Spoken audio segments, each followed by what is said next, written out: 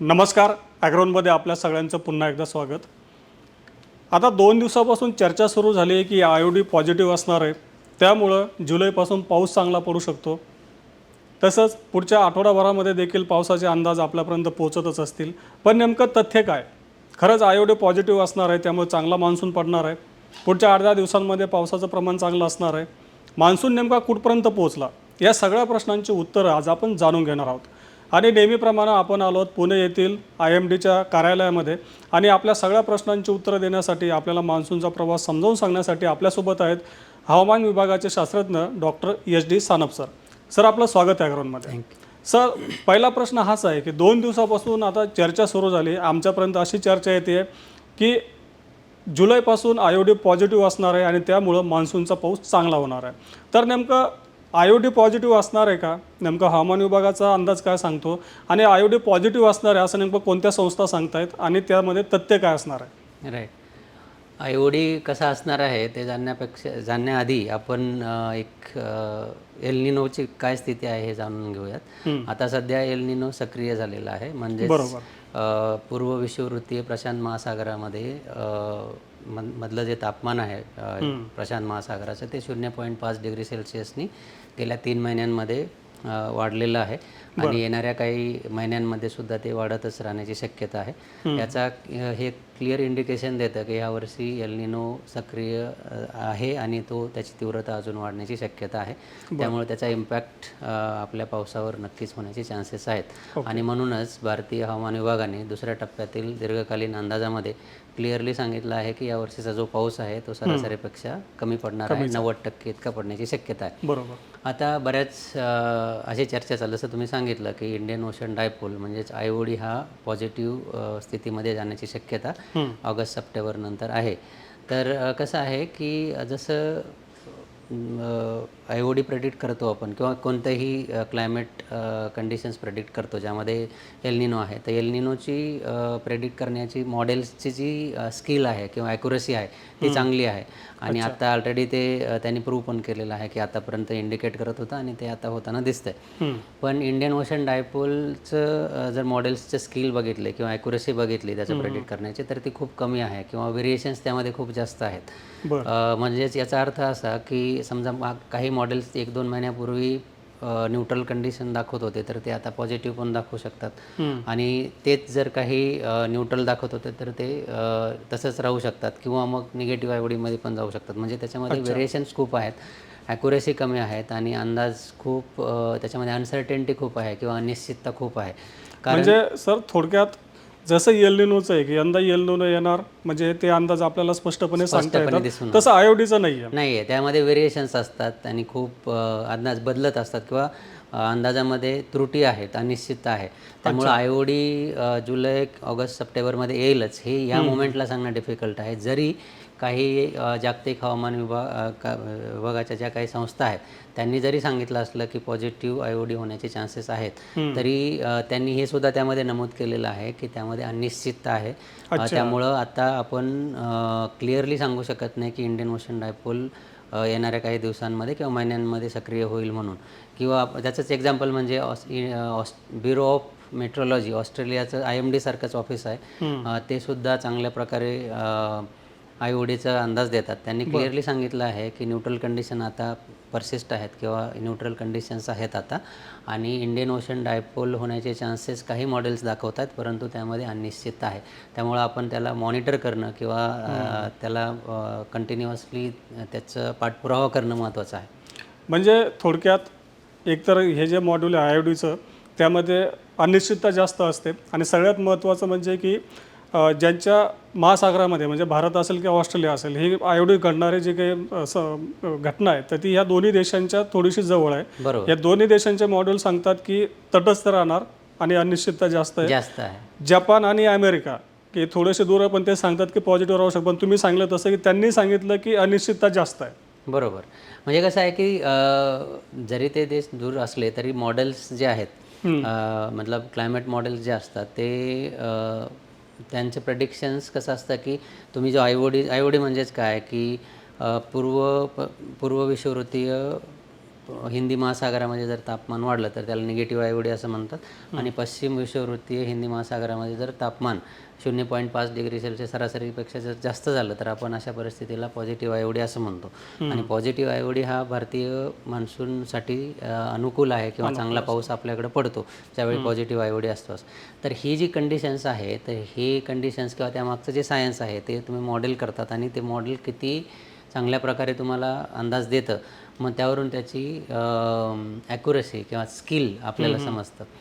तर त्यांच्याकडे त्यांचे मॉडेल्स आहेत. जगभरामध्ये विविध क्लायमेट मॉडेल्स आहेत आणि प्रत्येकजण आपापलं अंदाज देत असतो आणि काही मॉडेल्स एल निनोचा अंदाज देण्यासाठी खूप चांगले आहेत, काही मॉडेल्स इतर मान्सूनचा अंदाज देण्यासाठी काही चांगले आहेत, काही मॉडेल्स आयओडी बऱ्यापैकी देतात. पण आता आपण एकंदरीतच जर बघितलं तर आयओडीचा अंदाज देण्यामध्ये बरेच क्लायमेट मॉडेल्समध्ये अनिश्चितता जादा आहे. त्यामुळं आता आपण त्याला मॉनिटर करणं गरजेचं आहे आणि त्यानंतरच आपल्याला कळेल की येणाऱ्या दिवसांमध्ये आयओडी सक्रिय होईल का नाही. त्यामुळं अनिश्चितता जादा आहे.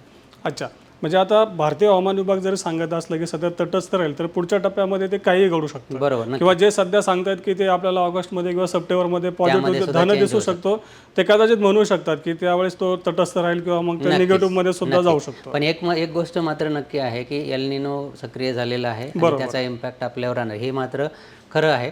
आयओडी बद्दल अनिश्चित आहे असं आपण म्हणू शकतो. हा, म्हणजे पहिला प्रश्न म्हणजे आपल्यापर्यंत 2 दिवसामध्ये जो काही अंदाज आला होता की आयओडी धन राहणार आणि मान्सूनचा पाऊस ऑगस्टपासून चांगला राहणार, तर त्याकडे आपल्याला आता लक्ष देणं गरजेचं आहे. कारण अनेक मॉडेल्समध्ये सरांनी सांगितलं तसं अनिश्चितता जास्त असते.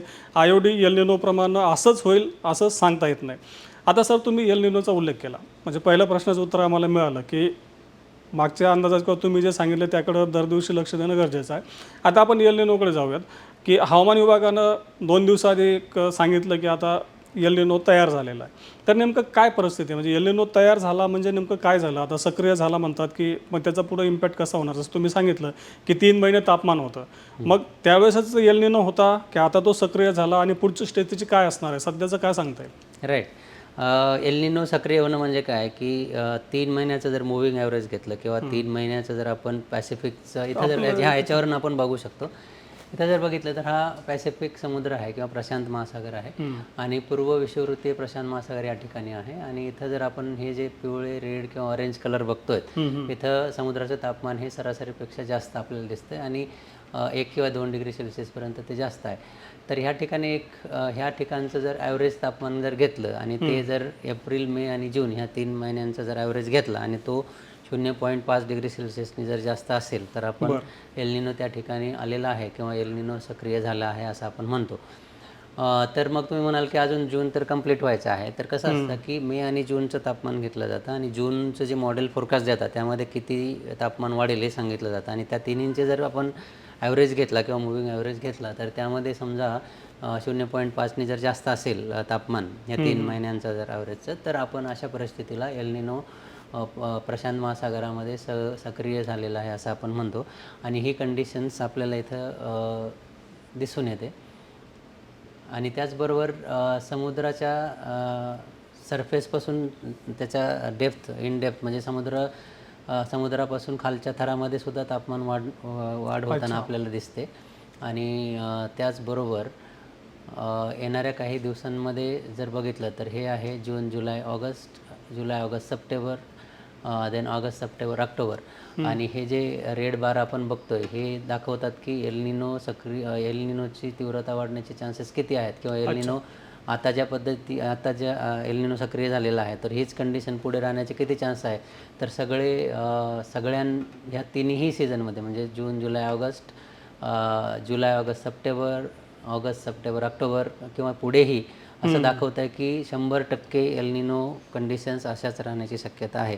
त्यामुळे एल निनो हा सक्रिय झालेला आहे, क्लिअर आहे आणि अशीच कंडिशन्स कमीत कमी डिसेंबरपर्यंत राहण्याची शक्यता 100% इतकी मॉडेल्सने दाखवलेली आहे.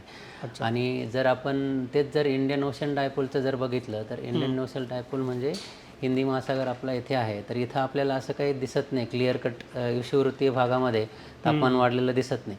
त्यामुळं आणि जरी वाढलेलं असलं तर ते खूप कमी आहे किंवा मग त्याच्यामध्ये डायपोल दिसत नाही. जसं डायपोल म्हणजे इथं कमी जास्त तापमान, इकडे कमी तापमान असं दिसत नाही. सगळा पिवळा कलर दिसतो या ठिकाणी. त्यामुळं आत्ता इंडियन ओशन डायपोल हा तटस्थ आहे. त्याचा काही इम्पॅक्ट आता लगेचच आपल्याला दिसणार नाही आहे, परंतु त्याला मॉनिटर करणं गरजेचं आहे आणि ते आपण करतो आहे. बरोबर. आता सर आपण मान्सूनकडे येऊ थोडंसं. राज्यात मान्सून आला, जवळपास 8 दिवस झाले मान्सून एकाच जागेवर आहे, म्हणजे रत्नागिरी, त्याच्यानंतर सातारा आणि सोलापूर. त्याच्यानंतर मान्सून पुढे सरकलेलं नाही.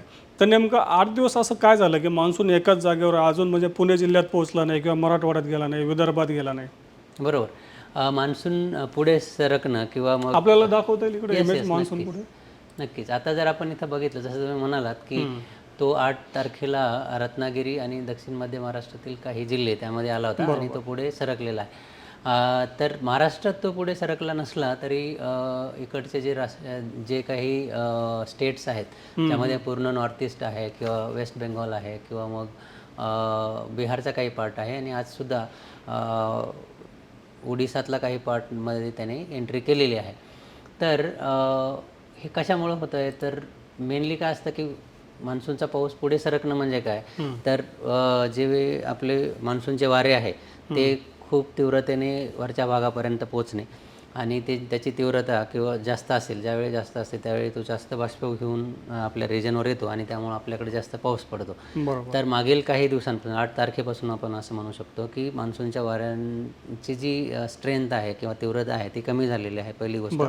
आणि हवेपासून म्हणजे समुद्र सपाटीपासून 3 ते 4 किलोमीटरच्या अंतरावरचे जे वारे आहेत ते उत्तरेकडून येणारे कोरडे वारे आहेत, ते आपण इथं जर बघितलं तर आपल्याला दिसेल की हे जे इकडून येणारे जे ड्राय किंवा कोरडे वारे आहेत त्यांचं प्रमाण वाढलेलं आहे 3 ते 4 किलोमीटरवर.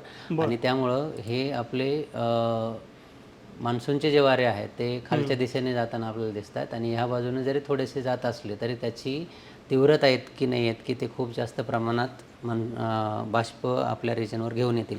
आणि ह्या कारणामुळं आपल्याकडं पाऊस थोडासा म्हणजे मान्सूनचा जो पाऊस आहे तो रखडलेला आहे किंवा त्यामध्ये अडथळा निर्माण झालेला आहे असं आपण म्हणू शकतो. अच्छा.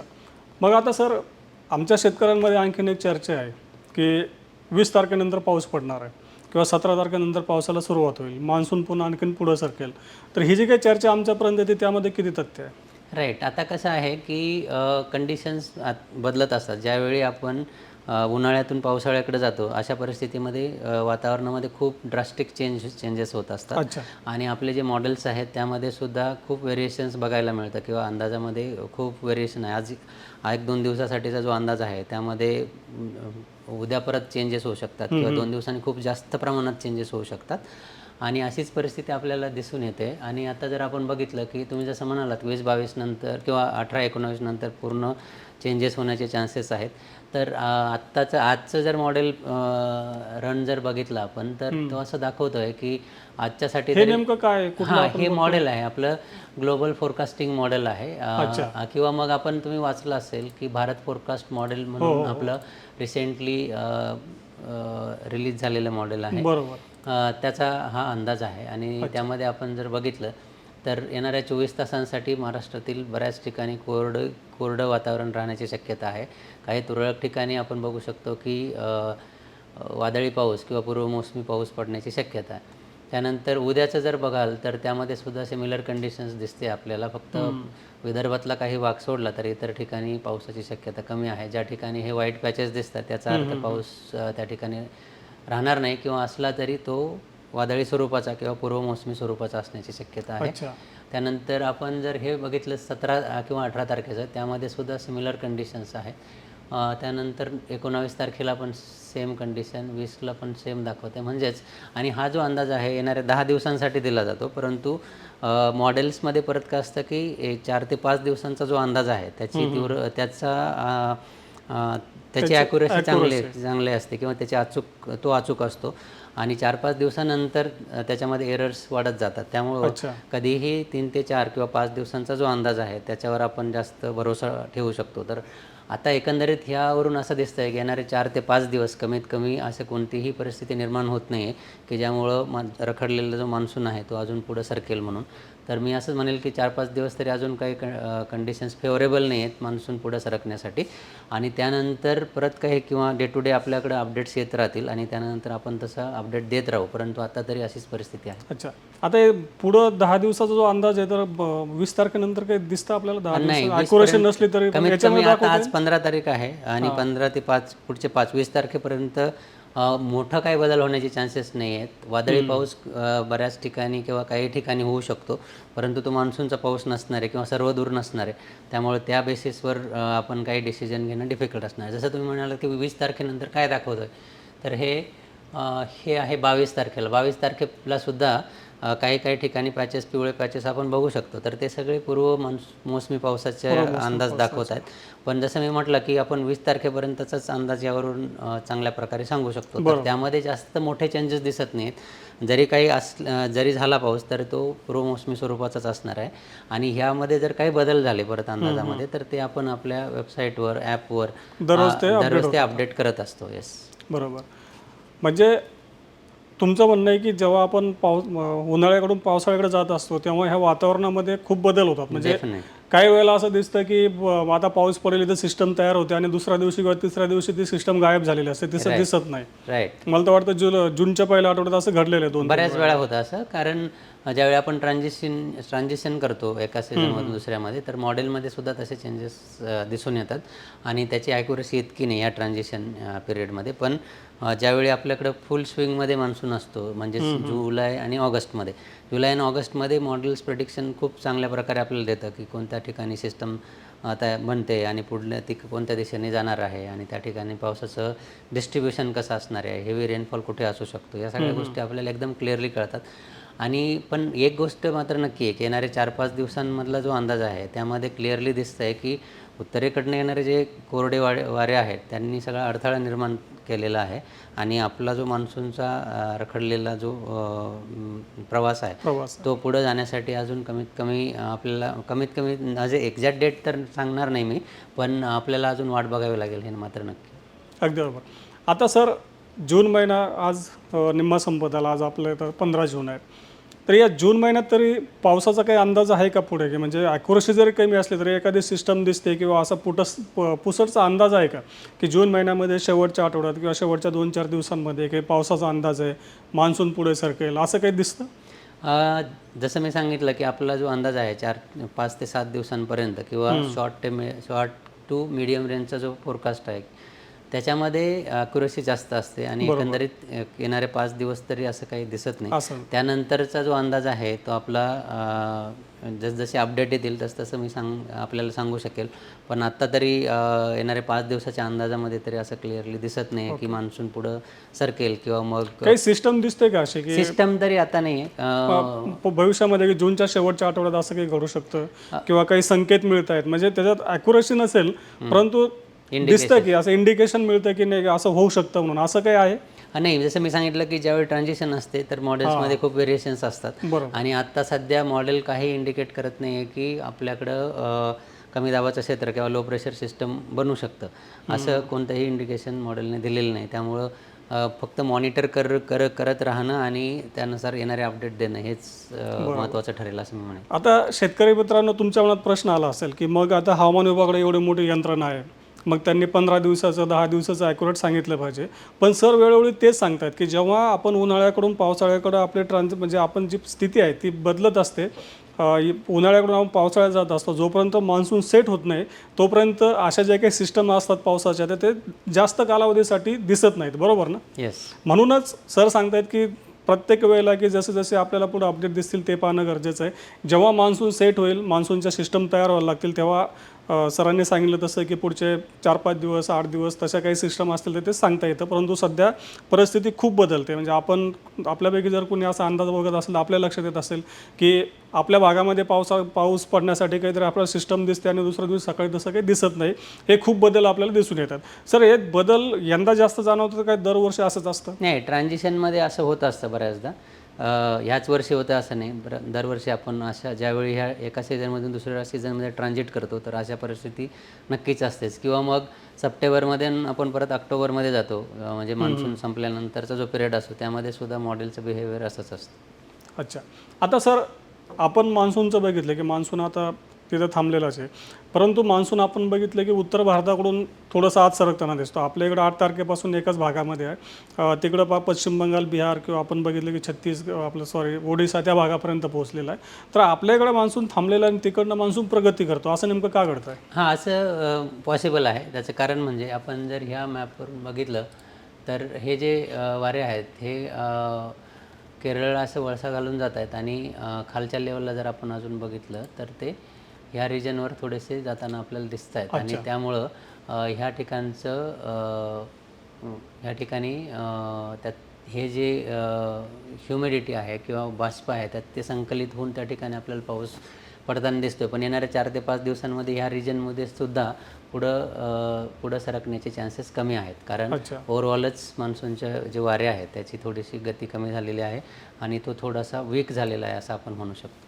आता सर तुम्ही जे मध्ये इमेजमध्ये दाखवलं तर गुजरात आणि त्या भागामध्ये जास्त वारे जाताना दिसत होतं. परत मी एकदा ते दाखवू शकतो. हे जे आहे ह्या बाजूनी वरती वारे जात आहेत, परंतु त्याच्यामध्ये इतका जोर नाही. ॲक्च्युली वारे कसे पाहिजे मी तुम्हाला सांगायचा प्रयत्न करतो इथे. तर हे जे आहे विषुववृत्ताला वळसा घालून हे असे वारे जातात ना, हे आहे आपले ॲक्च्युली साऊथ वेस्ट मान्सूनचे वारे. या बाजूने ते जात आहेत, ते नॉर्थकडे जात आहेत, परंतु ते क्लिअरली मान्सूनचे वारे नाही आहेत. याचबरोबर हे असे वळसा घालून गेल्यानंतर ते असे आले पाहिजे, त्याचबरोबर ह्यानंतर ते असे गेले पाहिजे आणि ह्या पुढं ते असे वरच्या बाजूला ते सरकत गेले पाहिजे. तर त्याला आपण म्हणू शकतो की हा साऊथ वेस्टर्ली विंड्स आहे. आता हे जे इकडं जात आहेत डायरेक्टली, तर ते मान्सून जो आहे तो दक्षिणेकडनं उत्तरेकडे सरकत असतो. आत्ता जे आपण बघितलं तर हे डायरेक्टली आपल्याला ह्या बाजूला जाताना दिसत आहेत, परंतु त्याच्यामध्ये इतकी स्ट्रेंथ नाही आहे. आणि ह्या भागात जर बघितलं तर इथं मान्सून फक्त पोचलेलं आहे, पण इथं जर वाऱ्यांची आपण गती बघितली तर ती खूपच कमी आहे. आणि इथं जरी आपल्याला जास्त गतीने दिसत असली तरी तिथं मान्सून पोचलंच नाही. इथं सगळं ड्राय रिजन आहे. आणि वरच्या भागातलं जर आपण तिथं बघितलं 700 हेक्टापास्कल किंवा मग 3 ते 4 किलोमीटरचा अंतरावर बघितलं तर सगळे उत्तरेकडनं येणारे ड्राय विंड्स आहेत. आणि जर समजा अशी कंडिशन असते की या ठिकाणी सुद्धा हे वळसा घालून जाणारे आपले मान्सूनचे वारे इथपर्यंत पोहोचलेले असते, याचाच अर्थ काय आहे की मान्सूनच्या वाऱ्यांची डेप्थ 3 ते 4 किलोमीटर इतक्या अंतरावर गेलेली आहे, त्यामुळं त्याचं बाष्प घेऊन येण्याची क्षमता खूप जास्त आहे. अशा परिस्थितीमध्ये आपण असं बघितलं असतं की सेंट्रल इंडिया, महाराष्ट्र इन्क्लुडिंग गुजरातपर्यंत तो मान्सून पोहोचला गेलेला असता आणि खूप जास्त पाऊस होताना दिसला असता. आत्ता जी परिस्थिती आहे इथं ड्राय विंड्स आहे वरच्या भागामध्ये आणि खालून जरी मॉइश्चर जात असला तरी त्याच्यामुळं तो ढग निर्मितीसाठी किंवा मान्सूनचा पाऊस पडण्यासाठी ती पोषक वातावरण नाही असं आपण म्हणू शकतो. बरोबर. आता सर मान्सूनचा जो काही प्रवास रखडलेला आहे, म्हणजे सरासरी आपले 15 तारीख असते बहुतांश राज्य व्यापण्याची मान्सूनची, आज तो पोहोचलेला नाही आहे. तर मान्सूनच्या प्रवासावर एल निनोचे स्पष्ट आपल्याला परिणाम दिसत आहेत का वेगळी काही परिस्थिती आहे? नेमका संबंध कुठं लावायचा आपण? राईट. आता ह्या परिस्थितीमध्ये आपण डायरेक्टली एल निनोमुळेच हे होतं असं सांगणं थोडं डिफिकल्ट राहील, परंतु एल निनोचा इम्पॅक्ट होणं सुरू झालेलं आहे असं आपण म्हणू शकतो. आणि डे टू डे व्हेरिएशन्स, प्रत्येक व्हेरिएशन्स म्हणजे आजकाल दररोज जे काही चेंजेस होत आहे मान्सूनमध्ये हे सगळे एल निनोमुळेच आहेत असं पण नाही, पण एल निनोचा इम्पॅक्ट जास्त असतो हे मात्र खरं आहे. आणि त्यामुळेच यावर्षीचा पाऊस सरासरीपेक्षा कमी पडणार आहे असं आपण सांगितलेलं आहे. बरोबर. मान्सूनचा पाऊस एल निनोमुळे रखडला असं म्हणता येणार नाही, कारण इकडनं येणारे जे ड्राय किंवा कोरडे वारे आहेत त्यामुळं तो वाढलेला आहे असं आपण म्हणू शकतो. आणि ओव्हरऑल मान्सूनचा जो पाऊस पडणार आहे जून ते सप्टेंबरमध्ये त्याच्यावर नक्कीच एल निनोचा प्रभाव असेल असं आपण म्हणू शकतो. बरोबर. आता सर जर समजा आपल्या शेतकऱ्यांना अंदाज बघायचा असेल, आता तुम्ही जे की भारत मोसमचं सांगितलं की पुढच्या 10 दिवसाचा अंदाज कुठल्या भागांमध्ये किंवा आपल्या मुंबईच्या किंवा पुण्याच्या कार्यालयाचा अंदाज असेल तर तो कुठं बघता येईल? थोडंसं शेतकऱ्यांना सांगता येईल आमच्या वेबसाईट कुठली आहे? येस. मी म्हटलं तर इथं तुम्हाला उघडून दाखवतो. IMD मुंबई जर तुम्ही क्लिक केलं गुगलवर तर तिथं गेल्यानंतर ही पहिलंच पेज म्हणजे IMD मुंबईचं वेबसाईट. तिथे गेल्यानंतर तुम्ही फोरकास्टमध्ये जाऊ शकता. फोरकास्टमध्ये गेल्यानंतर डिस्ट्रिक्ट फोरकास्टवर क्लिक केलं तर तुम्हाला हे पेज दिसेल. या पेजच्या तुम्ही हे सगळे कॉलम न बघता जर शेवटी गेला तर इथे हे मॅप्स दिलेले आहेत. तर इथं जर गेले तर तुम्हाला प्रत्येक तुमच्या डिस्ट्रिक्ट्समध्ये कोणत्या प्रकारची वॉर्निंग येणाऱ्या 4 ते 5 दिवसांसाठी आहे हे सांगितलं जातं. आता इथं परत तुम्हाला तेच सांगतो मी की इथं 5 दिवसांचाच आपण अंदाज दिलेला आहे बरोबर. आणि 5 दिवसांच्या अंदाजाची ॲक्युरसी जास्त असते, म्हणून आपण प्रत्येक 5 दिवसाचाच अंदाज देतो, ना की 8, 15, 20 दिवसांचा. आपल्याकडे अवेलेबल आहे, परंतु त्याची जसं मी सांगितलं की जसं टाईम वाढत जाईल तसे त्यातले एरर वाढत जातात आणि त्यामध्ये ॲक्युरसी कमी कमी होत जाते. तर इथं जर बघितलं तर हा 5 दिवसांचा दर दिवशी पुढच्या 5 दिवसांचा अंदाज अपडेट केला जातो. म्हणजे कसं आहे की आपण एकदा फोरकास्ट दिला आणि त्याला विसरून जा असं नाही. तर प्रत्येक होणारे चेंजेस आहेत ते अपडेट करून फोरकास्ट दिला जातो आणि दररोज काय स्थिती आहे, कशामुळं काय होऊ शकतं ह्यानुसार आपण दिलं जातं. आत्ताचं जर बघितलं आपण तर महाराष्ट्रातील बऱ्याच ठिकाणी पूर्वमोसमी पावसाची शक्यता आहे. काही ठिकाणी हॉट अँड ह्युमिड कंडिशन्सची पण शक्यता आहे. कारण काय होतं आहे की जसं आपण बघितलं की मान्सूनचे वारे आहेत पण खूप वीक आहेत, त्यामुळे आर्द्रता तर येते, परंतु ढग पण आपल्याला फॉर्म होताना दिसतात, परंतु पाऊस पडत नाही. कारण त्यामध्ये इतकं बाष्पण आहे की ते पाऊस म्हणून पडेल. तर अशा परिस्थितीमध्ये काय होतं की आर्द्रता आहे आणि मधून ऊन पण पडतं, कारण ढग मूविंग आहेत. तर अशा परिस्थितीमध्ये हॉट अँड ह्युमिड म्हणजे खूप घामाघूम होणं किंवा मग ज्याला उकाडा जास्त होणं, अशा परिस्थिती काही ठिकाणी निर्माण होते आणि त्यामुळं आपण काही ठिकाणी हॉट अँड ह्युमिड कंडिशन्स दिलेल्या आहेत. इतर ठिकाणी आपण बघू शकतो की वादळी वाऱ्याची शक्यता आहे किंवा ज्याला आपण म्हणू शकतो की पूर्वमोसमी पावसाची शक्यता आहे. बरोबर. आता सर याला वाचायचं कसं नेमकं? आता वरती तुम्ही एक टेबल दाखवला, त्याच्यामध्ये नेमका तो अंदाज काय असतो? एकदा थोडंसं एखाद्या जिल्ह्याचं सांगता येईल, येस आजच्या किंवा उद्याचं? राईट. आता समजा नागपूर आपण बघितलं, तर नागपूर डिस्ट्रिक्ट आहे आणि इंटेन्सिटी आणि प्रोबॅबिलिटी. आता हे न बघता इथं प्लेन लँग्वेजमध्ये लिहिलेलं आहे की असं लिहिलं आहे, thunderstorm accompanied with lightning gusty winds. म्हणजेच काय की वादळी पावसाची शक्यता आहे आणि विजेच्या कडकडाटासह पाऊस पडण्याची शक्यता आहे आणि काही ठिकाणी विंड जे आहे काही वेळासाठी 40 ते 50 किलोमीटर प्रति तास या वेगानं वाहू शकतं, असा त्याचा अर्थ आहे. आणि तो वेगवेगळ्या डिस्ट्रिक्टसाठी दिलेला आहे. आणि इथं अलर्ट दिलेला आहे. येलो अलर्ट म्हणजे असं आहे की तुम्ही बी अवेअर किंवा मग तुम्ही सतर्क राहा, म्हणजे तो प्रशासनासाठी आहे. म्हणजे बऱ्याचदा शेतकऱ्यांचं असं होतं, येलो अलर्ट दिसला म्हणजे आता आपल्याकडे पाऊसच पडणार आहे, अलर्ट दिलेला आहे आपल्याला. Not necessary. आता सर तुम्ही तो 10 दिवसाचा अंदाज दाखवला, तर तो कुठं बघायचा? एकदा वेबसाईट दाखवता येईल म्हणजे कुठल्या शेतकऱ्याला बघायचं किंवा मला नियोजन करायचं 10 दिवसाचं काय आहे? राईट. तर हे इथं आहे आणि तो जो अंदाज आहे तो IMDच्या वेबसाईटवर, जस्ट IMD जर टाईप केलं गुगलमध्ये तुम्ही आणि इथं जर गेलात तर इथं आपण वेगवेगळं इथं उपग्रहाचं पिक्चरसुद्धा तुम्हाला बघायला मिळू शकतं. त्यावेळेस म्हणजे ढग कुठल्या भागात, ढग कोणत्या भागात आहे आणि कशा प्रकारचे आहे. जास्त ब्राईट ढग ज्या ठिकाणी आहेत त्या ठिकाणी ढगांची उंची जास्त आहे, पाऊस पडण्याची शक्यता जास्त आहे, असं सुद्धा आपण म्हणू शकतो. त्याचबरोबर लघु आणि मध्यम श्रेणी मॉडेल मार्गदर्शन असं इथं दिलेलं आहे. अच्छा, शेवटच्या इथं जर आपण क्लिक केलं तर आपल्याला हे सगळं येणाऱ्या 10 दिवसांचा अंदाज दिसेल आणि यामध्ये तुम्ही रेनफॉल इंडिया जर क्लिक केलं तर मग तुम्हाला आणि व्ह्यू ऑल टाईम केलं तर येणाऱ्या 10 दिवसांचा अंदाज त्याच्यामध्ये दिलेला आहे. आणि प्रत्येक सब डिव्हिजन वाईज म्हणजेच कोकण, गोवा, मध्य महाराष्ट्र, मराठवाडा, विदर्भ आणि मग भारताच्या वेगवेगळ्या सब डिव्हिजन आहेत आणि इकडं त्याचं तीव्रता दिलेली आहेत. जर समजा पिवळा कलर असेल तर 10 मिलीमीटरपर्यंत पाऊस पडू शकतो किंवा मग ग्रीनमध्ये असेल तर 10 ते 40च्या दरम्यान पडू शकतो किंवा मग 40 ते 70 असेल, म्हणजे हा जो कलर असेल समजा ब्लू तर 40 ते 70 आणि डार्क ब्लू म्हणजे 70 ते 130 आणि त्यावरती जर असेल तर मग हेवी रेनफॉल वगैरे होऊ शकतो, असा त्याचा अर्थ आहे. अच्छा. आता आजच्या मुलाखतीमधून आपले जे काही महत्त्वाचे 4-5 प्रश्न होते की एक तर धन IOD आहे का, त्यामुळं मान्सूनचा जास्त पाऊस पडणार का, म्हणजेच IMDचा अंदाज चुकणार आहे का, तर सरांनी जे काही आपल्याला स्पष्टीकरण दिलं, जे काही समजावून सांगितलं वेगळ्या मॉडेलचं, तर सध्या तरी असं घडणार नाही आहे. कारण एल निनो आहे, धन IOD होईल का नाही हे आत्ता सांगता येत नाही. त्याचं ॲक्युरेट प्रेडिक्शन करू शकेल म्हणजे निश्चितपणे सांगू शकेल की असंच घडणार आहे, तर अशी कुठलीही यंत्रणा सध्या नाही आहे. त्यामध्ये व्हेरिएशन येतात, जे आज मॉडेल आज दर्शवतात की ते पॉझिटिव्ह आहे, कदाचित ते नंतर सांगू शकतात की तो तटस्थ राहू शकतो. त्याचं उत्तर आपल्याला मिळालेलं. दुसरं म्हणजे की नेमका मान्सून का थांबला, मान्सून पुढं का सरकला नाही. जवळपास 8 दिवस होत आले, मान्सूनने अजूनही राज्य व्यापलेलं नाही आहे. पुढच्या 4-5 दिवसांमध्ये काय होईल हे सुद्धा सरांनी सांगितलेलं आहे. सगळ्यात महत्त्वाचं म्हणजे की पावसाचा अंदाज किंवा मान्सूनचा अंदाज आपण कुठे बघायचा हे देखील आज आपण बघितलेलं आहे. सर धन्यवाद, आज तुम्ही वेळ दिला आणि एवढ्या महत्त्वाच्या विषयावर आम्हाला मार्गदर्शन केलं त्याबद्दल थँक्यू.